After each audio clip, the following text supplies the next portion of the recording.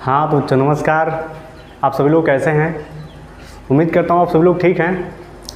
और जैसा कि हम लोग कल बात किए थे कि कल से स्टार्ट करेंगे कक्षा 8 से लेकर के और आगे की वीडियो रिकॉर्ड करेंगे। तो 8 से ही हम लोग रिकॉर्ड कर रहे हैं। तो अगर कक्षा 8 के NCERT की बुक को देखें तो उसमें सबसे पहला चैप्टर है परिमेय संख्याएँ, और कक्षा 9 में जो मैथमेटिक्स है उसका भी पहला चैप्टर है वास्तविक संख्याएं। तो हम लोग एक जगह परिमेय संख्या पढ़ें, एक जगह वास्तविक संख्या पढ़ें, ऐसा छोड़ करके हम चाहते हैं कि आज हम बेसिकली कुछ संख्याओं के बारे में हम कक्षा 7 में भी पढ़े हैं, कक्षा 6 में भी पढ़े हैं। तो हम चाहते हैं कि जो पीछे पढ़ के चले आए हैं, जैसे आप कक्षा 6 में पढ़े होंगे प्राकृत संख्या और पूर्ण संख्या, हो सकता है वहाँ पे आपको पूर्णांक भी पढ़ा है हम लोगों ने कक्षा 6 में। 7 में भी इस तरह से कुछ, 8 में भी कुछ संख्याओं को हम लोगों ने पढ़ा है। तो हम चाहते हैं एक बार फिर से जितनी भी संख्याएं हैं उनको रिवीजन कर लिया जाए, ताकि जो आगे आपको पढ़ना है उसमें कोई समस्या ना आए। तो आज का हमारा जो टॉपिक रहेगा वो एक ही टॉपिक रहेगा, संख्याएं। संख्याएं क्या होती हैं, कितने प्रकार की होती हैं, और बहुत सारी चीज़ें उसके बारे में हम लोग समझते हैं। तो चलिए आप सभी लोग हेडिंग डाल लेंगे। देखिए भाई, आप मेरे एक चीज़ मानिए, ये जो भी वीडियो बन रहा है इसको आप क्या नाम है, कक्षा 8 वाले भी पढ़ सकते हैं, 9 वाले भी पढ़ सकते हैं इसको, क्योंकि ये बेसिक वीडियो होगा। इसमें हम छोटे पॉइंट से स्टार्ट करके और कोशिश करेंगे कि हायर लेवल तक जाया जाए, मतलब बेसिक टू एडवांस हुआ जाए इसमें से। तो आप लोग एक काम करेंगे, कॉपी ले लेंगे अच्छी सी, और उस सभी वीडियो को देख करके उसमें से हर चीज़ को आप नोट करते जाएंगे। यहाँ हो सकेगा हम अधिकतर एक्सरसाइज को नहीं हल करवाएंगे, क्योंकि एक्सरसाइज को हल करवाने में काफ़ी समय लगेगा, और हम चाहते हैं कि ये जो प्री बेसिक मैथमेटिक्स की बात किए हैं हम, ये थोड़ा सा जल्दी कंप्लीट हो, ताकि हम लोग हायर क्लासेस पे पहुँचें और उसको उस पर अच्छे से मेहनत किया जाए। तो आप लोग मेरे साथ बने रहें, इसको क्या नाम है नोट करते रहें। तो आज आप लोग पढ़ेंगे संख्याएं,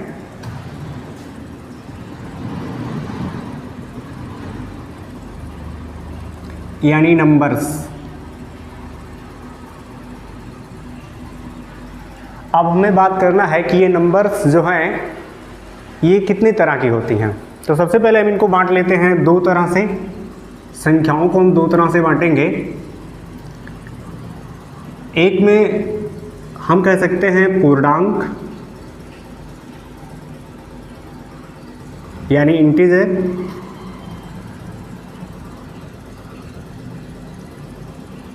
और एक को कह सकते हैं दशमलव।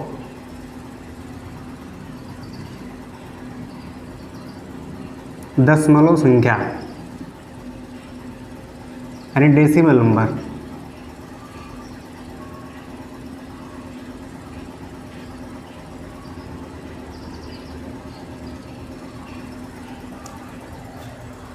दो तरह की संख्या हमको दिखाई देती हैं, जैसे कहीं भी लिखा हुआ मिल जाता है। कुछ सामान की गिनती अगर हम करेंगे, जैसे 4 किताब, 4 पेन, 10 बुक, इस तरह से, या और कुछ तो हमको दशमलव में या ऐसे मिलते हैं। वास्तव में मतलब या तो पूर्णांक होता है, पूर्णांक का मतलब पूरा पूरा अंक हो, या कुछ दशमलव में दिखाई दे। आप कहेंगे कि आपको बटे में भी दिखाई देता है या करड़ी के अंदर भी दिखाई देते हैं। तो उन संख्याओं को अगर हम बेस पे जाएं तो या तो वो पूर्णांक में होंगे और या फिर वो दशमलव में होंगे। मतलब जैसे मान लीजिए किसी ने कहा कि लिखा है 4/2, तो 4/2 का मतलब ये लिखा है 2 एकम 2, 2 दूनी 4, ये 2 ही है, तो ये भी एक पूर्णांक है। या मान लीजिए किसी ने कहा 7/2 लिखा है, ये भी बटे के रूप में है, तो इसको आप भाग करेंगे तो ये आ जाएगा आपका 3.5। तो ये दशमलव के रूप में आया, जबकि ये पूर्णांक के रूप में आया। तो अधिकतर संख्याएं दो ही तरह की होंगी, एक दशमलव होंगी और एक पूर्णांक होगी। तो सबसे पहले आएंगे पूर्णांकों के बारे में हम बात करते हैं कि पूर्णांक कितने प्रकार के हैं। या फिर कुछ संख्याएं जो हम लोग पढ़ के आए हैं वो इन्हीं के कैटेगरी में थे। चलिए आइए देखते हैं कौन कौन है। तो इनमें हम सबसे पहली संख्या पढ़ेंगे जो पढ़ चुके हैं, प्राकृत संख्या।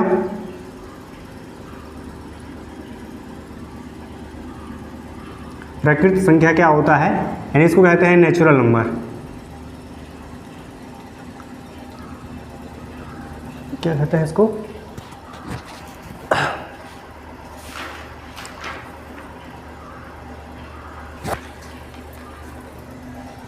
हाँ इसको नेचुरल नंबर, इसको क्या नाम है,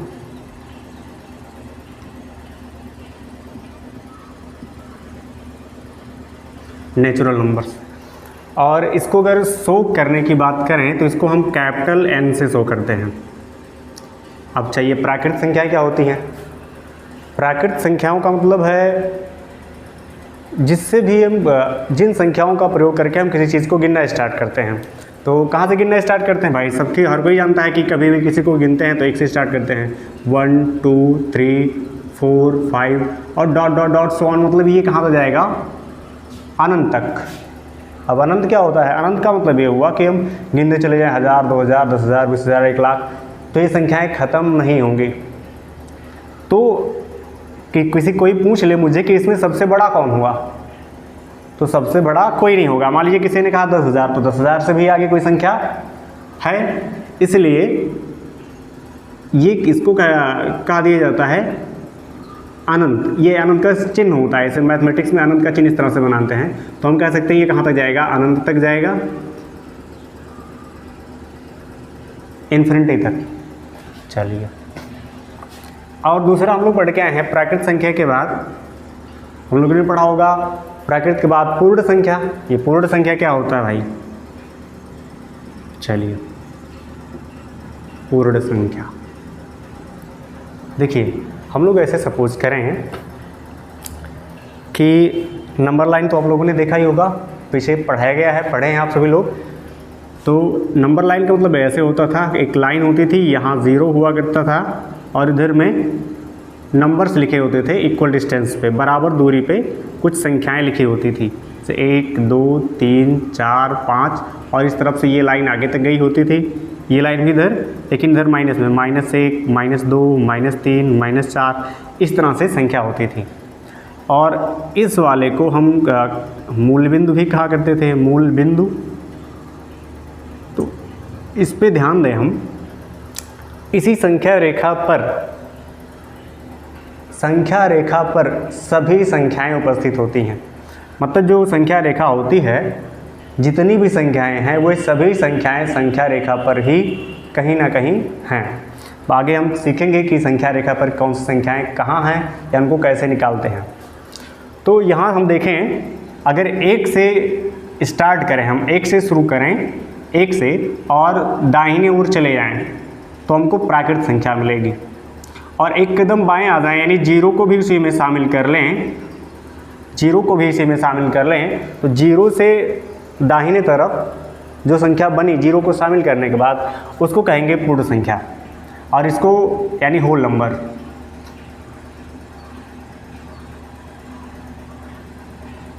होल नंबर।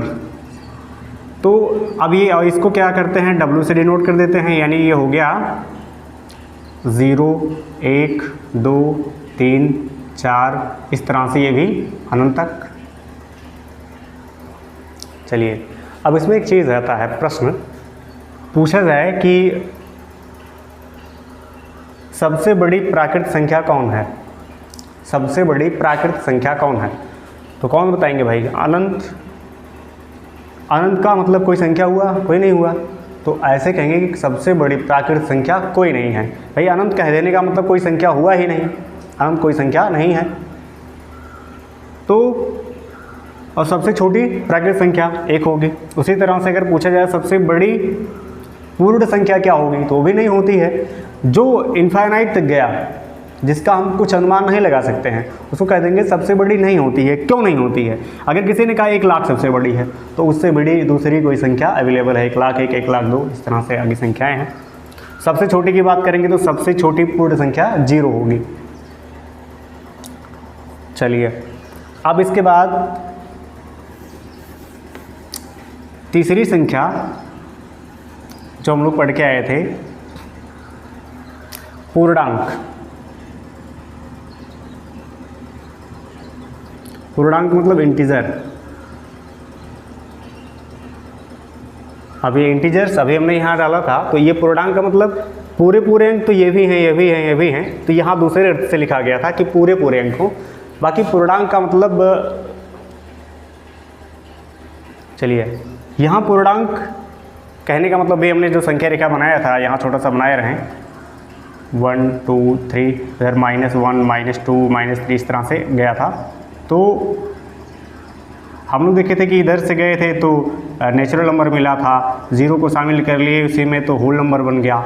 अगर अब ये माइनस वाले नंबर्स को भी उसी में शामिल कर लिया जाए, माइनस वाले जितने नंबर हैं, तो ये बन जाएगा आपका पूर्णांक, यानी उन सबको हम पूर्णांक कहेंगे। उसके अंदर 0 भी है, 1 से लेकर के उधर की संख्याएं भी हैं, यानी पूर्णांक को आई से डिनोट कर दिया जाता है।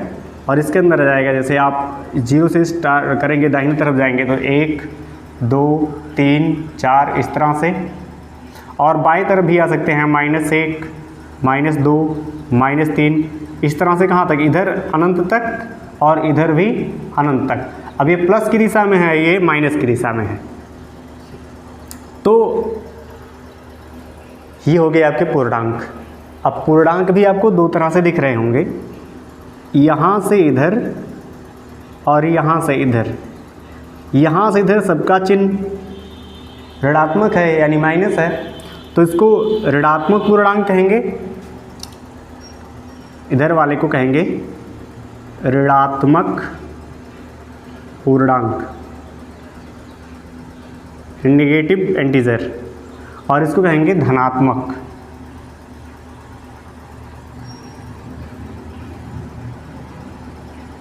धनात्मक पूर्णांक यानी पॉजिटिव इंटीजर। तो अच्छा, एक 0 छूट गया, तो ये क्या नाम है, ऋणात्मक पूर्णांक है या धनात्मक पूर्णांक है? तो 0 जो है ये ना तो ऋणात्मक है ना धनात्मक है, 0 का कोई भी चिन्ह नहीं होता है। शून्य का मतलब ये कुछ है ही नहीं, खाली है, तो उसका ना तो साइन नेगेटिव होगा ना ही पॉजिटिव होगा।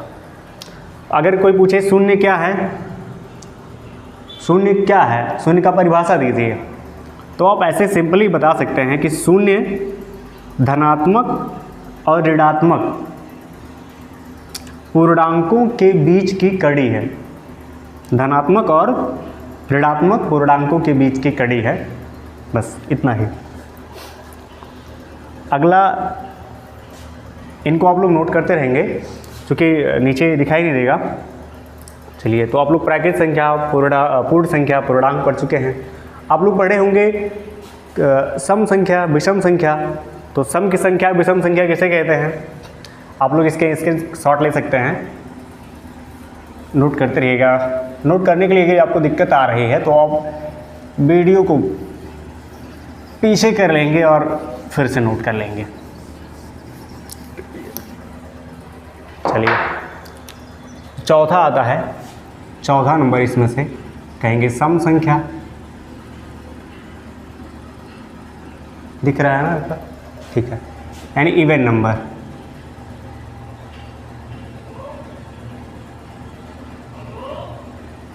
अब इवन नंबर तो आप सबको पता ही है क्योंकि आप बहुत पहले पढ़ चुके हैं। इवन नंबर का मतलब सम संख्या, जैसे हम का एग्जाम्पल तौर पर ले सकते हैं कि जो संख्याएं 2 से पूरी तरह से विभाजित हो जाएं, यानी 2 से पूरी तरह से कट जाएं, या फिर ऐसे भी कह सकते हैं कि जिनके इकाई का अंक क्या हो, 0 2 4 6 या 8 हो, है ना, जिनका इकाई का अंक 0 2 4 से 8 हो, या जो संख्याएं 2 से पूरी कट जाएं। एग्जाम्पल के तौर पे आप तो बता ही सकते हैं, जैसे मान लीजिए अगर हम एग्जाम्पल पे 10 लें तो 2 5 10, ये 2 से कट गया। 8 लें, 2 चौके 8, ये कट गया। मान लेते हैं 16 ले लें तो ये 6 है इकाई के स्थान पर, यहाँ से पता चल रहा है तो ये भी कट जाएगा, 2 8 16। इस तरह से ये सभी संख्याएं क्या हो गई, सम संख्याएं। और अब पिछला और पढ़ के आए हैं हम लोग विषम संख्या। विषम संख्या, ऑड नंबर।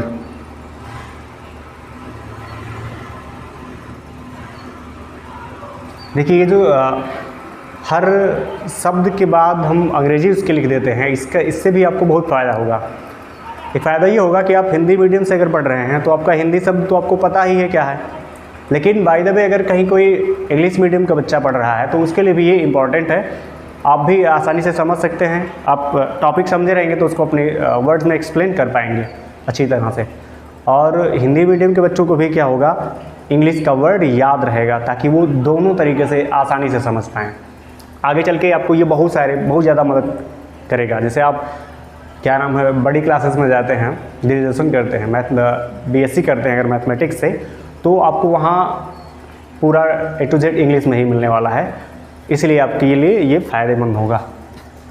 विषम संख्या क्या होता है? देखिए विषम संख्या मतलब ऐसी संख्याएं जो दो से पूरी विभाजित ना हो, उनको हम क्या कहेंगे, विषम संख्या कहेंगे। जैसे चलिए, जैसे हो गया आपका 3, एक को भी शामिल कर सकते हैं, 1, 3, 5, 7, 9, 11, 13, 15, 17, इस तरह से संख्याएं आपकी होंगी, क्योंकि ये 2 से भाग करेंगे तो इसमें कुछ ना कुछ शेष बचेगा। जैसे मान लीजिए हम 13 की बात करें तो 13 को 2 से भाग करेंगे, 2 छक 12 और 1 बच गया, तो यहाँ एक शेषफल बच गया, पूरा नहीं इकट्ठा। अगर मान लेते हैं हम 8 की बात करें तो 8 को भाग करेंगे, 2 चौक के 8, ये 0 बच गया, यानी कुछ भी नहीं बचा समझो यहाँ। तो ये सम है, जबकि ये विषम है, क्योंकि विषम में हमेशा कुछ ना कुछ एक शेषफल बचेगा। चलिए अब 6वें नंबर पे आएंगे, हम लोग पढ़ेंगे जैसे पढ़ेंगे इसमें आप भाज्य संख्या। ये सभी आप पढ़ के पिछले क्लासेस में पढ़ चुके हैं, लेकिन यहाँ रिपीट कर लेंगे तो अच्छा रहेगा। भाज्य संख्या, भाज्य संख्या को कहते हैं कंपोजिट नंबर्स।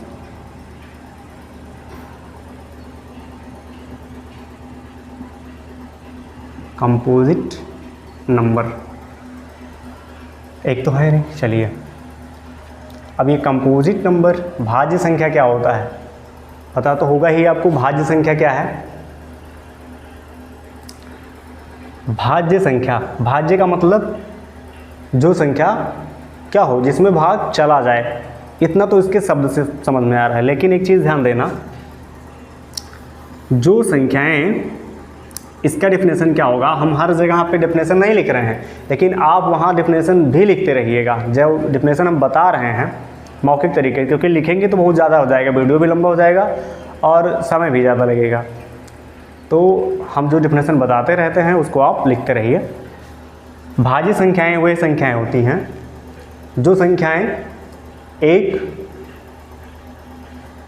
और खुद के अलावा, एक और स्वयं के अलावा किसी तीसरी संख्या से भी कट जाती हैं। आइए समझते हैं। जैसे हमने कहा कि भाज्य संख्याएं वे संख्याएं होती हैं जो एक यानी 1 और स्वयं खुद के अलावा किसी तीसरी संख्या से भी कट जाए। या दूसरी तरह से एक चीज़ और कहें, भाज्य संख्याएं वे संख्याएं होती हैं जिनके कम से कम 3 गुणनखंड हों, 3 अभाज्य गुणनखंड हों। आइए समझते हैं दोनों तरीके से। जैसे अगर ऐसी बात करें कि ऐसी कौन सी संख्या है जो एक से भी, एक और खुद के अलावा किसी तीसरे से कटे, तो एक से ही कटेगा, 2 से ही कटा, एक से कटा और खुद से कटा। मान लेते हैं 2 संख्या से कटा, तो 3 तो हुआ नहीं, तो 1 इसलिए क्या भाज्य संख्या नहीं हुआ। 2 तो 2, 1 दूनी 2, 2 1 कम 2, 2 से ही कटा, तीसरे से नहीं कटा, यानी ये भी भाज्य नहीं रहा। 3 की बात करेंगे तो 3 1 से कट जाएगा, 1 3 और 3 से भी कट जाएगा, 3 1 कम 3, यानी 1 से कटा, खुद से कटा। तो ये क्या हुआ, 3 संख्या से नहीं कटा, इसलिए ये भी भाज्य नहीं है। 4 की बात करें तो 4 1 से कट जाएगा, 1 चौक के 4, 4 1 कम 4, 1 से भी कटा, खुद से भी कटा। लेकिन एक और संख्या है जो 2 से कट जाएगा, 2 दूनी 4, यानी ये 3 संख्याओं से कट गया। जो 4 है ये 3 संख्याओं से कटा, इसलिए जो आपकी भाज्य संख्या होगी ये 4 होगी। तो पहली जो सबसे छोटी भाज्य संख्या आई निकल करके वो है 4। इससे बड़ी कौन सी है? तो 4 के बाद 5 तो नहीं होगा, क्योंकि 5 1 से कटेगा या 5 से कटेगा। 6 होगा, क्योंकि 6 2 से कट जाएगा, 2 3 6, 3 दूनी 6, और यानी कि 1 से कटेगा और खुद से कटेगा। पहली बात तो ये फिक्स है, लेकिन 2 से भी कट गया और 3 से भी कट गया, तो एक क्या हुई इसके तो 3 से भी अधिक गुणनखंड हो गए, या 3 से भी अधिक संख्याओं से ये कट सकती है। तो ये हो गया 4 हो गया, 6 हो गया। अब तो समझ गए होंगे ना कि भाज्य संख्याएं क्या होंगी। इसके बाद 7 नहीं होगा, 8 होगा। चलिए 8 के बाद हम पूछने जाते हैं क्या 9 होगा भाज्य संख्या? क्या 9 होगा? 9 देखिए, तो 9 ये विषम है लेकिन भाज्य भी है। विषम का मतलब जो 2 से ना कटे, लेकिन भाज्य का मतलब एक और खुद के अलावा किसी तीसरे से भी कटे। तो ये देखिए 1 और 9 ये तो कटेगा ही, 1 9 9 9 1 कम 9, लेकिन 3 से भी कट जाएगा, 3 3 9, इसलिए यह भी भाज्य है। तो भाज्य संख्या में 8 के बाद 9, 9 के बाद 10, 11 नहीं होगा, 12 होगा, 13 नहीं होगा, 14, फिर इस तरह से बता सकते हैं क्या 15 होगा, 15, 16, 17 नहीं होगा, 18। इस तरह से आप भाज्य संख्याओं को निकाल सकते हैं। अब एक आता है 7वां नंबर जो पढ़ के आए हैं, अभाज्य संख्या।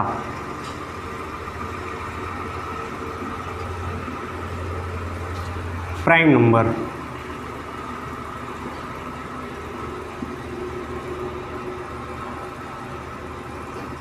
संख्या या संख्याएं हम कहेंगे, इसमें सभी एक से अधिक हैं।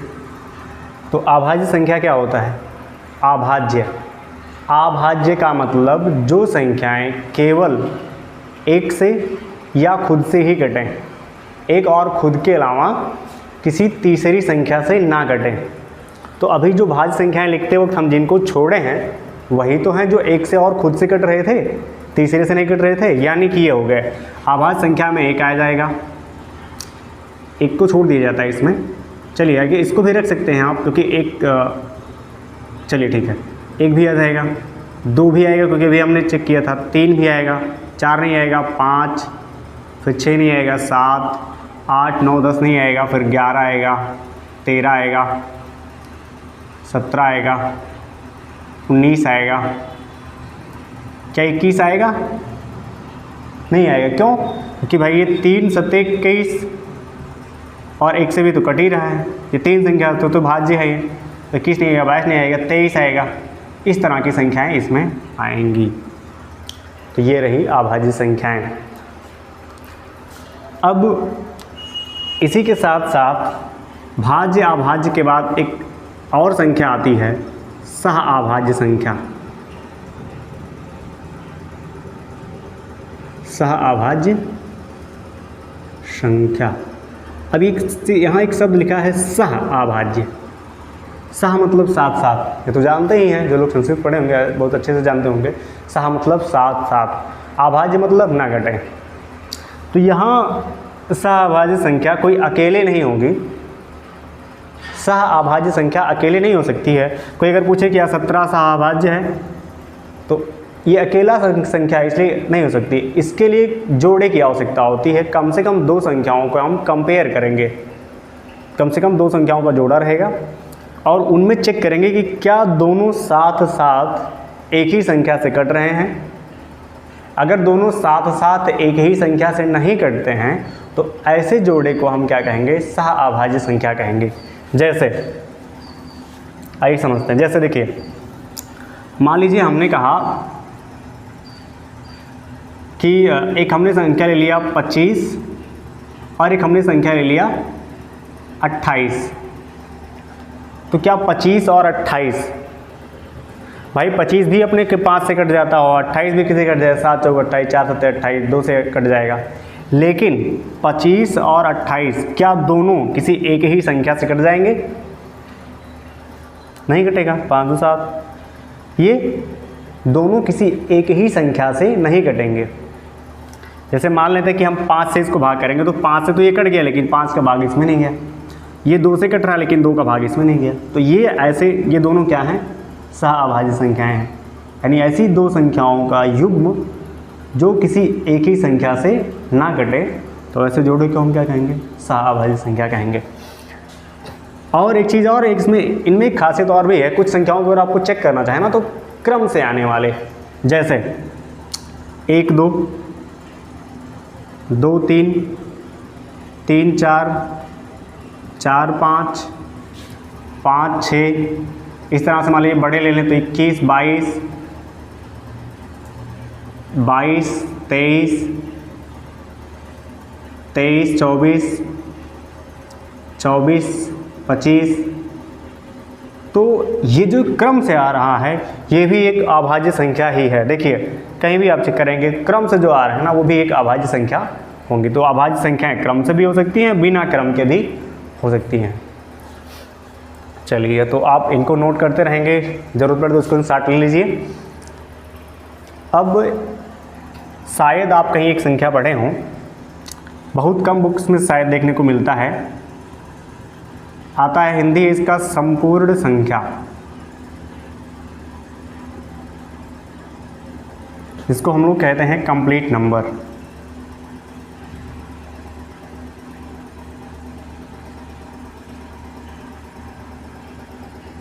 कंप्लीट नंबर्स, संपूर्ण संख्या, संपूर्ण मतलब वो पूरा है। तो ये पूरा होने का मतलब ये है, ये सिर्फ 2 ही संख्याएं हैं जो संपूर्ण हैं। अब इनको समझना थोड़ा सा ठीक है। देखिए क्या है, 2 संख्याएं हैं, एक संख्या है 6 यानी 6 और एक है 28 यानी 28। 2 ही संख्याएं हैं जो कंप्लीट नंबर्स हैं। अब भाई इसका भी कोई डेफिनेशन होगा, जैसे अभी हमने बताया कि अभाज्य है तो क्यों है, ये क्या नाम है, भाज्य है तो क्यों है, ये विषम है तो क्यों है, सबका डेफिनेशन है। ऐसे इनके भी डेफिनेशंस हैं। तो ये क्या है थोड़ा समझिएगा। संपूर्ण संख्या हम किसे कहेंगे? सबसे पहले आइए हम क्या करते हैं, आप चलिए सुनिए क्या है। जिस संख्या के प्राइम फैक्टराइजेशन यानी अभाज्य गुणनखंड का योग उसी संख्या के बराबर आए, है ना, तो ऐसे संख्या को हम क्या कहेंगे, संपूर्ण संख्या कहेंगे। समझेंगे थोड़ा सा। जैसे अगर 6 का हम क्या करें, अभाज्य गुणनखंड करें, यानी 6 किस किस से कट रहा है, सीधी सीधी बात, वो संख्या किस किस से कट रही है उन्हीं को जोड़ दिया जाए, है ना, उसको छोड़ करके। जैसे देखिए 6 किस से कटेगा, 1 से कटेगा, 1 छक्का 6, 2 तियाँ 6, 3 दूनी 6। अब एक तो 6 से कटेगा ना, 6 कम 6, लेकिन खुद को छोड़ करके उससे छोटे जो उसके क्या हैं उसके काटने वाले नंबर्स हैं उनको जोड़ दिया जाए और जोड़ने पर उसी संख्या के बराबर आए, तो ऐसी संख्या को हम क्या कहेंगे, क्या नाम है, संपूर्ण संख्या कहेंगे। देखिए चेक करिए, 1 2 3 3 6 हुआ। अब बाकी इस तरह से आप किसी भी संख्या को लेंगे। चलिए एक 28 को भी चेक कर लेते हैं। 28 किससे कटेगा, 1 से कटेगा, 2 से कटेगा, 3 से तो नहीं कटेगा, 4 से कटेगा, 4 7 28, फिर 7 से कटेगा, 7 चौक 28, 7 के बाद ये 14 से कटेगा, 14 दूनी 28, और 14 के बाद ये डायरेक्टली 28 से ही कटेगा। तो अब ये क्या करो, इनको जोड़ो, इनको जोड़ो, क्या 28 आ रहा है, तो 2 1 3 4 7 और 7 14, 14 28, इनको जोड़ने पर क्या हो रहा है, 28 आ रहा है।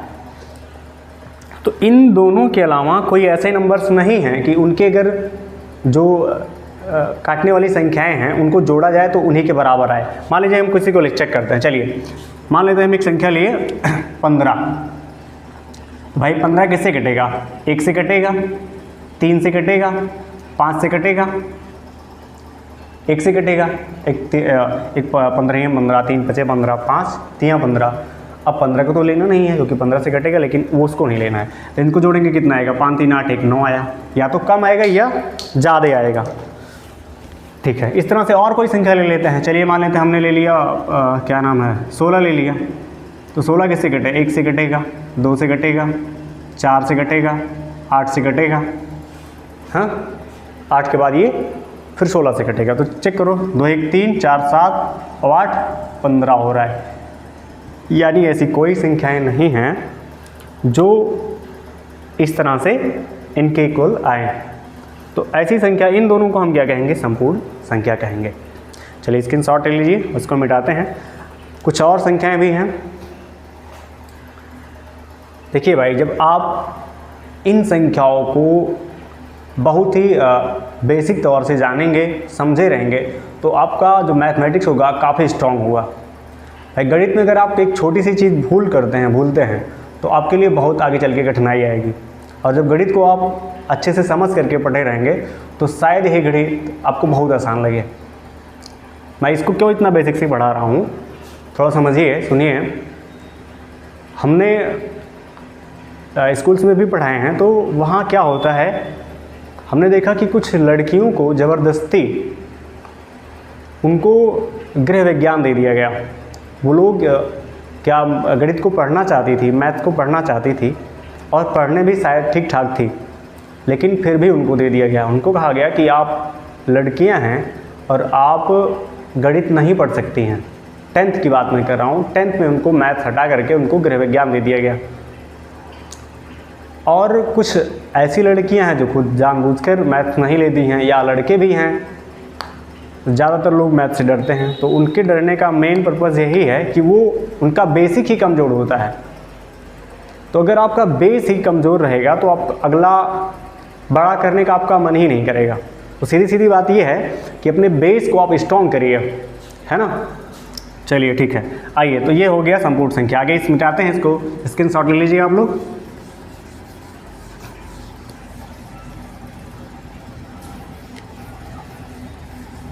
अब इसके बाद हम लोग देखेंगे, क्या बात है, बहुत ज़्यादा नहीं हुआ है। चलिए एक लास्ट है, लास्ट क्या ना हुआ था ना, कुल 11 शायद है। चलिए अब एक और है, 10वां परिमेय संख्या।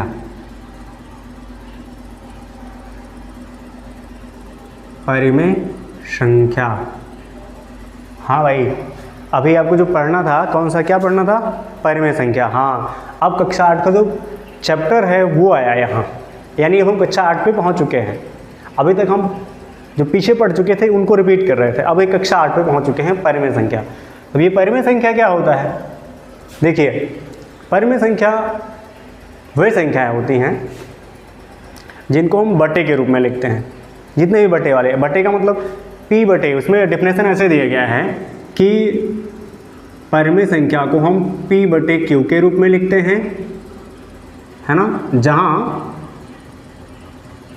p और q belongs to integer number, मतलब जहाँ p और q क्या हैं, पूर्णांक होते हैं। पूर्णांक अभी पढ़ के आए हैं, या तो नेगेटिव होगा या पॉजिटिव होगा या ज़ीरो हो सकता है। p और q पूर्णांक होते हैं, लेकिन एक शर्त और होता है, q does not equal to zero, यानी नीचे ज़ीरो नहीं होता है। q जो होता है उसमें से वो ज़ीरो ना हो। सीधी सीधी बात करें, परिमेय संख्याएं क्या होती हैं, बटे वाली संख्याएं होती हैं। एक संख्या ऊपर, एक संख्या नीचे। ऊपर कुछ भी हो सकता है, माइनस में ज़ीरो भी हो सकता है, प्लस भी हो सकता है। प्लस में 1 से लेकर के अनंत तक, माइनस में 1 से लेकर के इधर अनंत तक, और ज़ीरो भी हो सकता है। लेकिन नीचे, नीचे का मतलब हर में ज़ीरो नहीं हो सकता है। अगर ज़ीरो होगा तो वो संख्या परिमेय संख्या नहीं कहलाएगी। आइए समझते हैं कि क्यों इसको परिमेय क्यों कहा गया और ज़ीरो को परिमेय नहीं क्यों कहा गया। ध्यान देना, देखिए मान लीजिए हमने लिखा एक संख्या 5/7, ये परिमेय संख्या है। -2/3, ये भी परिमेय संख्या है। 4/8 परिमेय संख्या है। लेकिन भाई किसी ने कहा 7/0, एक ये दिया, एक किसी ने कहा 0/7। इन दोनों में से कौन सी परिमेय संख्या है? तो हमारे परिभाषा के अनुसार ये वाला परिमेय संख्या है, ये वाला नहीं है। तो ये वाला क्यों नहीं है, आइए इसको समझते हैं। इसका मतलब क्या है? इसका मतलब ये है कि हम 0 में 7 का भाग करें, तो भाई 7 का टेबल कितनी बार पढ़ें कि 0 आ जाए? आ सकता है ना, 7 का टेबल कितनी बार पढ़ेंगे? 0 बार। तो 7 शून्यम 0 कट गया। इसका सॉल्यूशन तो हमको मिल गया, कुछ आया 0 आया। इसको सॉल्व करें तो क्या होगा? इसको अगर हम सॉल्व करेंगे तो इसका मतलब हुआ 7 में हम 0 से भाग करें, तो अब इसका मतलब कि 0 का टेबल हम कितनी बार पढ़ें, 0 का पहाड़ा कितनी बार पढ़ें कि 7 आए। तो 0 की अपनी खुद की प्रॉपर्टी आगे चल करके हम इसी चैप्टर में पढ़ेंगे। 0 की अपनी खुद की प्रॉपर्टी कि 0 को अगर किसी भी नंबर से आप मल्टीप्लाई कर देते हैं 1 2 एनीथिंग, तो रिजल्ट 0 हुआ आएगा, हमेशा रिजल्ट 0 ही आएगा। तो भाई कभी 7 आएगा ही नहीं, तो कितनी बार पढ़ें कि आए पता नहीं, अनंत यहाँ कर दिया जाता है, या कुछ लोग कहते हैं अपरिभाषित, है ना। इसमें जो 9th-10th के बच्चे होंगे वो देखते होंगे जो आपकी क्या नाम है, त्रिकोणमिति वाला टेबल होता है बड़ा सा, वहाँ कहीं कहीं लिखा होता है अपरिभाषित या परिभाषित नहीं, या इस तरह से करके बना होता है। तो वहाँ ऐसा ही आता है, किसी संख्या के बटे में 0 आ जाता है। तो जिस संख्या के बटे में 0 आ जाएगा वो संख्या परिभाषित नहीं होगी, यानी इसीलिए उसको हम क्या है, परिमेय संख्या नहीं कहा जाता है, परिमेय संख्या नहीं है बस। तो परिमेय संख्या समझ में आया। परिमेय संख्याएं बटे वाली संख्याएं होती हैं जिनमें अंश में माइनस हो, 0 हो या प्लस में कोई संख्या हो सकती है, और हर में 0 के अलावा कुछ भी हो सकता है ना। तो ऐसे संख्याओं को हम परिमेय संख्याएं कहेंगे। अब एक चीज़ ध्यान दें, पीछे हम लोग जितनी भी संख्याएं पढ़ के आए हैं, मतलब जैसे हमने पढ़ा है प्राकृत संख्या, पूर्ण संख्या, पूर्णांक, सम संख्या, विषम संख्या, भाज्य, अभाज्य, सहअभाज्य, ये सारी संख्याएं जो हम लोग पढ़ के आए हैं, ये सभी संख्याएं कैसी हैं, क्या परिमेय संख्याएं हैं? हैं भाई परिमेय संख्याएं। देखिए थोड़ा सा आप अपनी कॉपी को देखिएगा ध्यान से, तो उसमें किसी के नीचे कुछ बटे में नहीं लिखा है, मतलब सीधी सीधी संख्याएं लिखी गई हैं, बटे वाली तो आई नहीं है। तो यहाँ अगर हम बात करें तो बटे वाली संख्या हम मान लीजिए ऐसे कोई 5 है, कोई 3 है, कोई -2 है, तो इसके बटे अगर 1 हम लिख लें तो क्या इसका मान बदलता है? नहीं बदलता, ये संख्या वही है। यानी उन सब संख्याओं के बटे में 1 हम लिख सकते हैं। अगर 1 लिख सकते हैं तो वो p/q के रूप का हो गया, जहाँ q क्या है, 0 नहीं है, तो ये क्या नाम है, प्राकृत संख्या है। तो जितने भी पिछली से हम लोग संख्याएं पढ़े हैं वो सभी भी क्या हैं, प्राकृत संख्याएं हैं। अब आता है आपका एक लास्ट 11वां पे हमको पढ़ना है वास्तविक संख्या।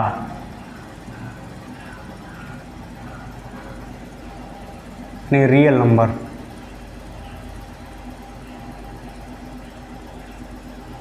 वास्तविक संख्या या वास्तविक संख्याएं। अभी वास्तविक संख्याएं क्या होती है भाई? देखिए वास्तविक संख्याएं जितनी भी संख्याओं को हम संख्या रेखा पर शो कर सकते हैं, यानी जितनी भी संख्याएं हैं टोटल, जितने हमने पढ़े हैं या आगे पढ़ेंगे। अभी कुछ और संख्याएं हैं जो आपको छोड़ा जा रहा है इस क्लास में, आपको 9th वाले क्लास में पढ़ा जाएगा या फिर 10th में पढ़ने रहेंगे। तो जैसे अपरिमेय संख्याएं, तो हाँ चलिए ठीक है, अभी परिमेय के बाद हम अपरिमेय भी पढ़ेंगे, पढ़ लेते हैं अपरिमेय भी। अपरिमेय संख्या क्या है? देखिए परिमेय तो ये हो गया, परिमेय जिनको हम बटे के रूप में लिख सकें वो परिमेय, और बटे के रूप में ना लिख पाएँ तो अपरिमेय। मतलब समझ लीजिए, अपरिमेय को समझ लेते हैं पहले, क्योंकि ये भी इसी का पार्ट है, अपरिमेय संख्या। ये अपरिमेय संख्या क्या है? देखिए अपरिमेय संख्या का मतलब जिनको हम बटे के रूप में ना लिख पाएँ, जैसे पाई। पाई तो आप जानते हैं ना, पाई का मान। तो पाई को क्या हम बटे के रूप में लिख सकते हैं? कुछ लोग कहेंगे सर जी पाई का मान तो 22/7 होता है, बटे के रूप में तो लिखा है, लेकिन ये जो पाई का मान 22/7 है ये इसका एग्जैक्ट मान नहीं है, वास्तविक मान नहीं है, ये लगभग में लिख दिया जाता है, क्योंकि हम इसको रियली नहीं लिखा था। अभी तक इसका कोई भी रियल वैल्यू नहीं निकाला गया है। काफ़ी बड़ा मान आता है, दशमलव के बाद काफ़ी लंबी संख्या जाती रहती है, तो ये अभी पूरी तरीके से नहीं निकल पाया है। या करड़ी के अंदर जितनी संख्याएं हों और उनका वर्गमूल ना निकले तो उनको भी हम क्या कहेंगे? अपरिमेय संख्या। जैसे √2 इसका वर्गमूल नहीं निकलेगा, √3 नहीं निकलेगा वर्गमूल, √5 है ना, √6, √7, √8, हाँ √8, रूट 9 क्यों नहीं होगा भाई? क्योंकि रूट 9 का वर्गमूल 3 इंटू 3 निकल जाएगा 3, तो ये रूट 9 परिमेय संख्या है, जबकि रूट 8 ये सभी करड़ी वाली संख्याएं जो हैं ये अपरिमेय संख्याएं हैं। वास्तविक संख्याओं के अंदर ये सभी संख्याएं आती हैं, है ना। वास्तविक संख्याओं के अंदर कौन कौन सी संख्याएं आ जाएंगी? जितनी भी सभी संख्याएं हैं वो सभी वास्तविक संख्याएं हैं। तो आई होप आप सबको ये संख्याएं समझ में आई होंगी। तो आज के वीडियो में बस इतना ही। आप सभी लोग जो इसमें समझ में नहीं आया होगा दोबारा से वीडियो को देखना और उनको लिखना। देखिए सिर्फ वीडियो देखने से ही आपको अच्छी से समझ में नहीं आएगा। मैं गारंटी देता हूँ कि आप वीडियो देख लेते हैं तो आपको पूरी तरह से समझ में नहीं आएगा। कब तक? जब तक कि आप उसको कॉपी पे लिखेंगे नहीं, और कॉपी पे लिखने के बाद उसको आप प्रैक्टिस करें। उससे रिलेटेड जो आपको प्रश्नावली दी गई है, एक्सरसाइज दिया गया है, उसको सॉल्व करिए, तब आपको समझ में आएगा कि ये सभी संख्याएं हैं क्या, है ना। ठीक है, धन्यवाद।